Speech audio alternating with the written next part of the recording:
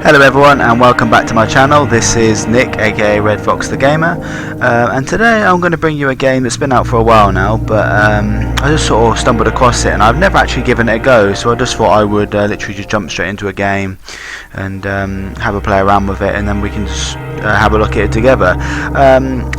It was quite popular. I'm pretty sure it's won some awards. Obviously the game here, you can see, it's called This War of Mine, and it's just a I would say a type of limbo effect game. You're seeing a lot more of these limbo sort of style games coming out nowadays, and it's based in obviously a post-apocalyptic war, and you are sort of scavengers trying to sort of live off the land and survive after your city has been completely destroyed. Graphically it looks pretty decent, but let's just go ahead and have a look at the game. So I'm going to start. I had a little play around it just so I could understand the mechanics, but let's sort of jump into this. I'm still a bit rusty or new.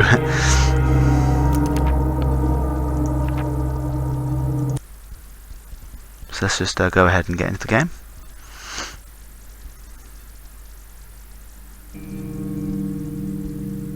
Day 1.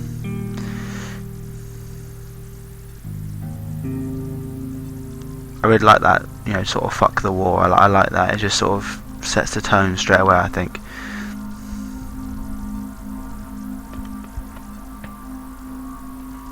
And you can see this is our building. I like the way the music sort of creates that sort of doom and gloom kind of feeling, and you know, all the dark lighting and stuff. It really instantly, like the game, although it's so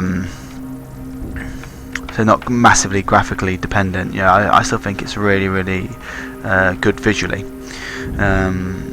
So at the start of the game you start with 3 characters. So I've got Pavel, Bruno and Marco. One's a skilled scavenger, one's a good cook, and one's a fast runner. So this is effectively your sort of hideout as such. Within there you've got things I presume this is the first day they've got into the building, because obviously there's loads of unscavenged bits within the rooms and things. So first of all, what I'm going to do is we're going to sort of have a little explore around what we've got. So you can click on your characters to select them, and then I'm going to get them to sort of you click on these hands, which means like an area you can scavenge, so I'm going to go ahead and get them to do that. And then you can see I've got some materials. So I've got 10 components, some water, wood and electrical parts, so I'm going to grab all that. Let's get him to go over here. What else have we got? Okay, looks like you have to, like, these are little bits of like ruins, and you can see where the wall's been blown out and things. So I'm going to get this guy to start digging that up so we can get to that closet. So here we've got some herbs, some components and some wood, so we're going to grab all that as well.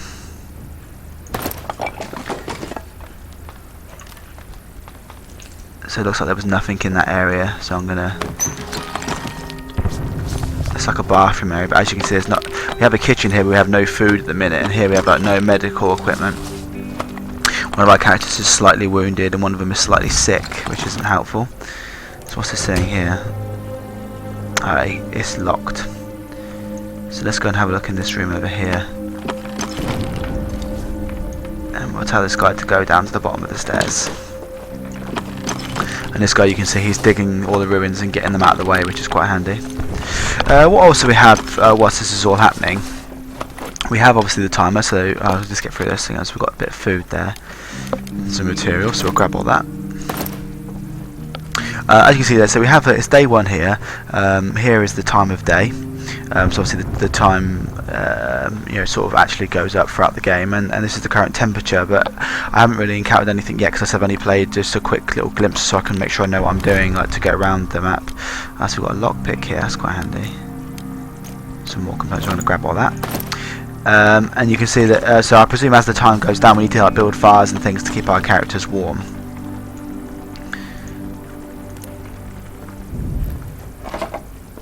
He's going to try and tear that door open, is he? one of our guys is sitting. Yeah. So I presume that temperature will either go up or down depending on the time of the year. And then here we have like a all the things we've currently scavenged. We've got quite a lot of components and things there now. So it looks like he's made it through there. So let's go into the next bit. Looks like this guy's now got some more food, which is good.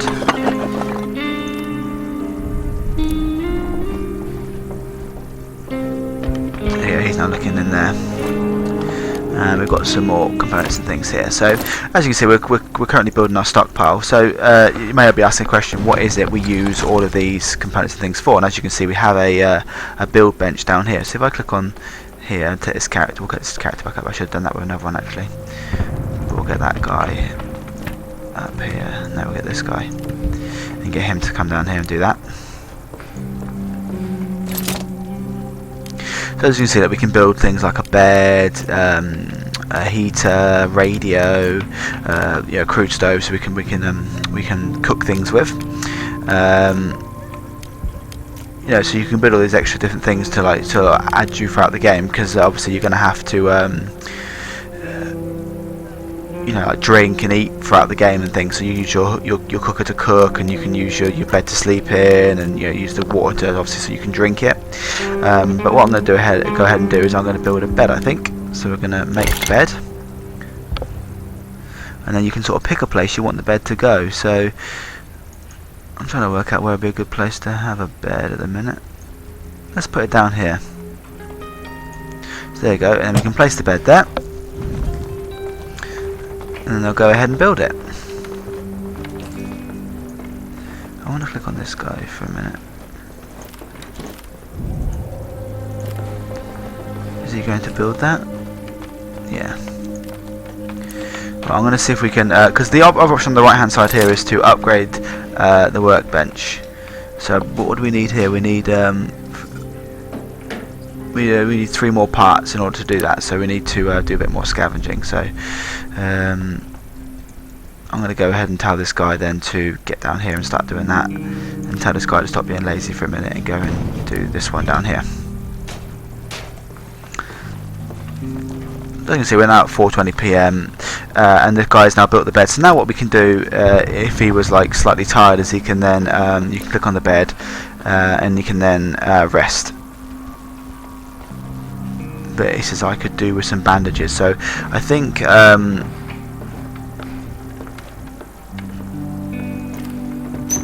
that says there he's recovering. So by the looks of things, you can actually recover from your wounds if you're sleeping, which is quite useful. Okay, yeah, so we're now at 6 o'clock at night, so I presume it's going to start getting dark soon. There is a day and night feature of this game, so what I will do is I will show you the night feature of the game, and then I will end this video, and then maybe I will continue to do this video, and I'll do a few more days on different videos, so that way we can sort of watch for it together. But we're now at 7 PM, so I don't know how long it takes for the day to end. So again, we're learning as we go. As you see, we've got 2 bits of food, we've got no medical equipment, so when we go on a scavenge hunt, I think what will probably be better is that we that seems to be flashing quite. I'm guessing it means the day's almost over. There you go, the night. So 8 PM is then when the night finishes. Okay. So this is then the obviously the evening phase. So as you can see, you can tell when your guys to sleep in the bed. You can guard your base as such, or you can go out and scavenge. So we have a skill scavenger marker, so we're going to tell him, I think, to go out and scavenge. And then I'm thinking the other 2 for today, we will tell them to guard. That way we don't get our base doesn't get attacked throughout the night, and then we'll have 1 person set on scavenge. So what I'm going to do then is go ahead, and I'm looking at, if I click on the one that will say there's huge amounts of food, lots of meds, and then we've got lots of meds, lots of weapons, lots of parts, huge amount of materials, lots of food, huge amount of materials, lots of weapons. I'm thinking we want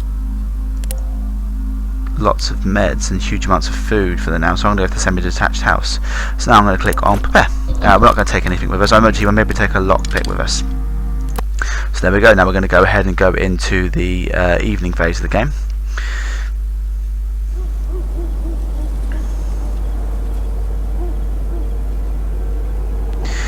is the part where the shots were coming from. I'd better be careful. Okay, so it looks like we have to be careful because there were shots in the area. So we're now going to go ahead.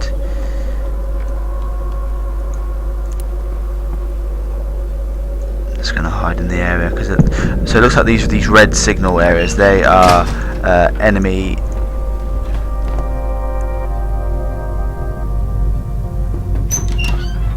So it looks like someone's.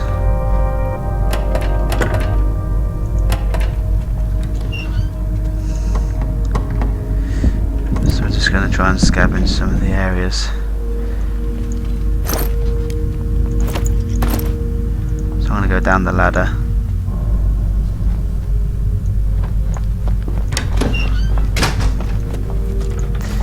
It looks like they've heard me, so this is probably not good. So I'm just grabbing everything I can at the minute.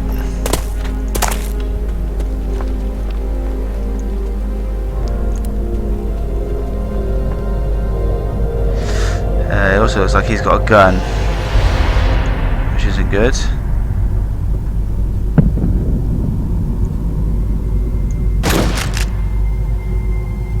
Right, so it looks like we're in trouble now, so I'm going to try and fight him if I can. And I've been killed. Okay, so that didn't go that didn't go well at all. So, okay, apparently in this game you can die.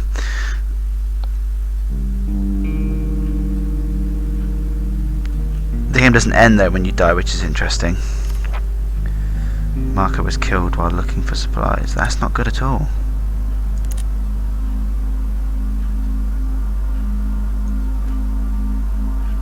Okay, so we've completed the day. We literally haven't got any supplies from that supplier, and it looks like we lost one of our characters. So I would say that is probably one of the most horrific starts to this game you could possibly do.